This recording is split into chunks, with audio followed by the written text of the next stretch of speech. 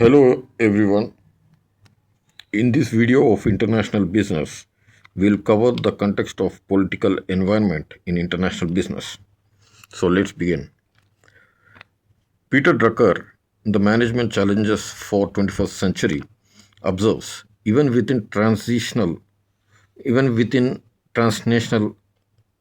economic units, national politics still overrule economic rationality.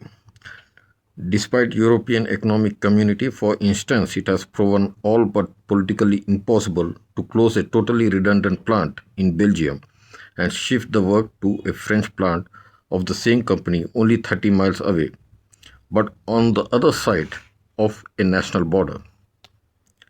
The political environment, including the characteristics and policies of the political parties, the nature of the constitution, and government system and the government environment encompassing the economic and business policies and regulations are among the factors of utmost importance in the market selection and business strategy formulations. These factors may vary considerably between different nations. In fact, political environment and economic policy environment are intricately intertwined. Important economic policies are indeed often political decisions. They include the following: industrial policy, policy towards foreign capital and technology, fiscal policy, foreign trade policy. Many political decisions have serious economic and business implications. For example, prohibition of alcohol is a political decision, but it affects the alcohol and related industries. To make up for the revenue loss due to prohibition, government may increase taxes or resort to new imposts. Similarly, whether to allow foreign investments in an industry or the limit of foreign equity are often political decisions. Thus, the economic policy of the ruling party is very important. In the past, communists and other leftists favored state capitalism and were against private capital, particularly foreign. Economic systems. Indeed, the scope of private business depends to a large extent on the economic system. At the one end, there are the free market economies or capitalist economies, and at the other end are the centrally planned economies or communist countries. In between these two are the mixed economies.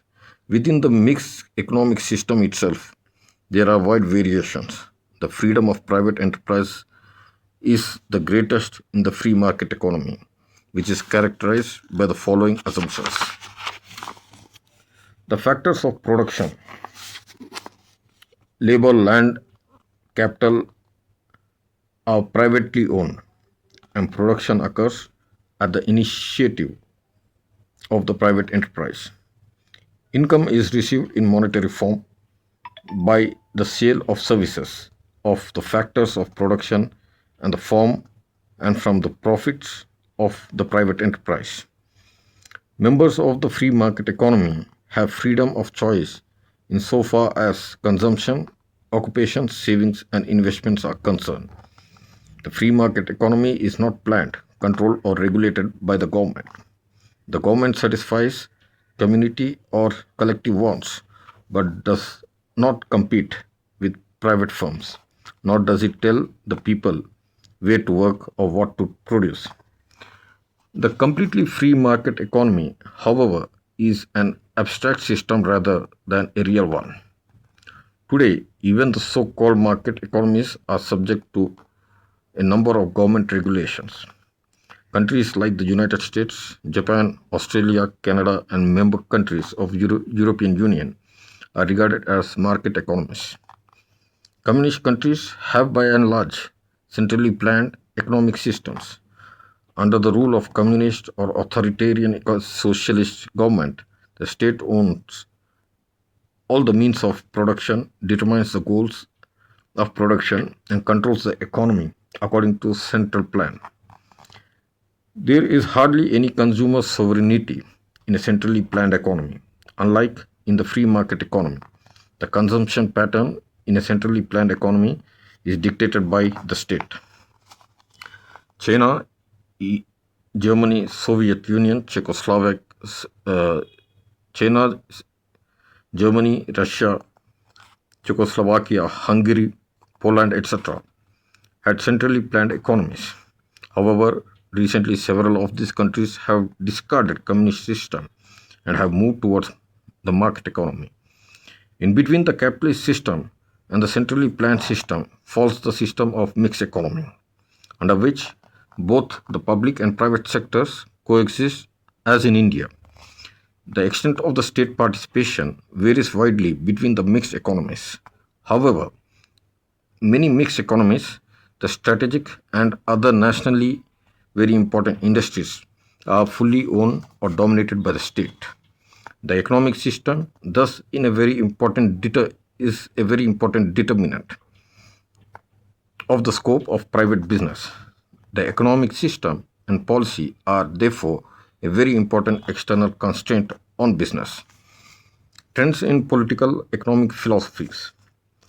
While there are not radical differences in the philosophies of major political parties in some countries, the situation is quite different in some others. The government system in a number of countries, including several countries which are making rapid economic progress and having liberal policies towards foreign capital and technology, is not very democratic.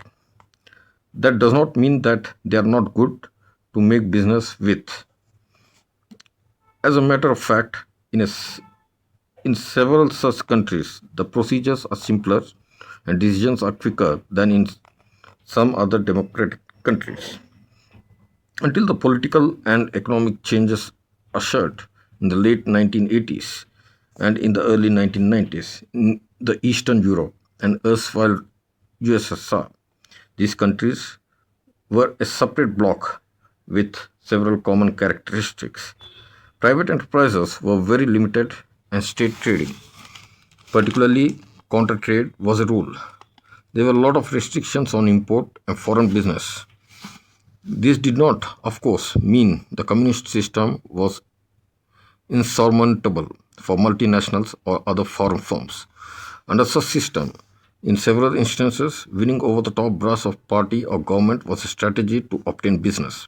It may be noted that although companies like Pepsi were kept out of India, they were going better with countries like USSR. In the past, the public sector was assigned a very important role in many non-communist, particularly the developing countries too. In India, for example, before the policy changes of 1991, 17 of the most important industries were exclusively reserved for the public sector. In addition, the public sector was to play a leading role in another 12 important industries. Thus, the industrial policy of India, which wanted the public sector to gain control over the commanding heights of the economy, limited to the scope of the private enterprise, both domestic and foreign. Even in areas where foreign capital was allowed, there was a ceiling on the foreign equity participation. Further, in the past, foreign firms in many developing countries were under the fear of nationalization. The clock, however, has turned full circle in most of the communist and many other countries. Privatization has progressed at an amazing speed. More than 8,500 state owned enterprises in over 80 countries were privatized in the last 12 years, ending in 1991, and the trend continues. The erstwhile communist countries and the People's Republic of China, where the Communist Party is still in power, are on the rapid road for Marx to the market, as against the past suspicion of an antagonism against foreign capital and technology. A large number of developing countries, including former communist ones, are in a competition to woo foreign capital and technology. As a result, there has been an influx of foreign investment to these countries. Although the trend of the direction of government policies across the world appears to be broadly one of convergence, there are a lot of differences in the restrictions and regulations of business, scope of foreign businesses, trade policies, procedures, incentive systems, and so on. Coalition governments of different policy political parties are becoming common. Sometimes the constituents of the coalition are parties with very different economic ideologies, making the scenario complex or confusing. Some political leaders are so powerful that they wield enormous control over the party. Hostilities between some countries affect the business of firms even in third countries. Arab nations, for example, did not do business with firms having dealings with Israel. These countries even insisted that third country firms who wanted to do business with them must produce an Israel boycott certificate. Because of the political ties with Israel, the US government had adopted countervailing laws to prevent the US firms from complying with the boycott. Sometimes there are also economic sanctions. So that's the part of this chapter. We'll continue it in the next episode. Thanks for tuning in with us.